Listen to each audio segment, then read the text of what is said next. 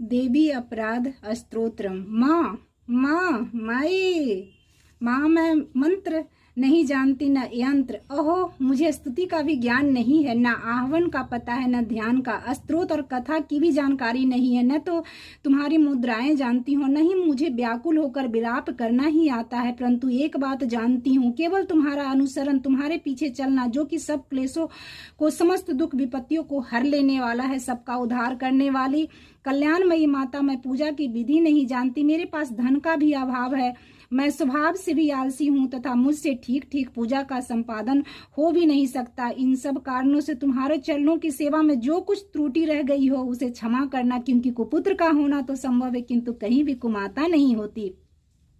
माँ, इस पृथ्वी पर तुम्हारे सीधे साधे पुत्र तो बहुत से हैं, किंतु उन सब में मैं ही अत्यंत चपल तुम्हारा बालक हूँ। मेरे जैसा चंचल कोई बिरला ही होगा। सिवे मेरा जो यह त्याग हुआ है यह तुम्हारे लिए कदापि उचित नहीं है, क्योंकि संसार में कुपुत्र का होना संभव है किंतु कहीं भी कुमाता नहीं होती। जगदम्ब माता, मैंने तुम्हारे चरणों की सेवा कभी नहीं की। देवी, तुम्हें अधिक धन भी समर्पित नहीं किया, तथापि मुझ जैसे अधम पर जो तुम अनुपम स्नेह करती हो, इसका कारण यही है कि संसार में कुपुत्र पैदा हो सकता है किंतु कहीं भी कुमाता नहीं होती। गणेश जी को जन्म देने वाली माता पार्वती अन्य देवताओं की आराधना करते समय मुझे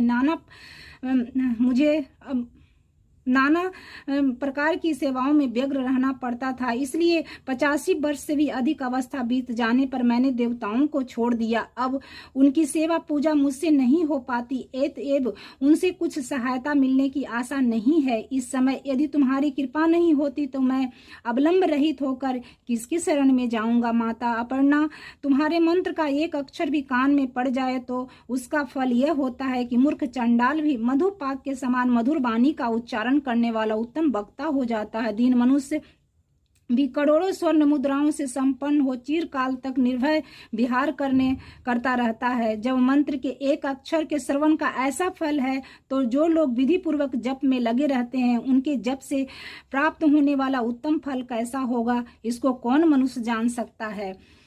भवानी, जो अपने अंगों में चिता की राख भभूत लपेटे रहते हैं, जिनका विष ही भोजन है, जो दिगंबरधारी नग्न रहने वाले हैं, मस्तक पर जटा और कंठ में नागराज वासुकी को हार के रूप में धारण करते हैं तथा जिनके हाथ में कपाल भिक्षा पात्र शोभा पाता है, ऐसे भूतनाथ पशुपति भी जो एकमात्र जगदीश की पदवी धारण करते हैं, इसका क्या कारण, यह महत्व उन्हें कैसे मिला? यह केवल तुम्हारे पानी ग्रहण की पार्टी का फल है। तुम्हारे साथ विवाह होने से ही उनका महत्व बढ़ जाता है। मुख में चंद्रमा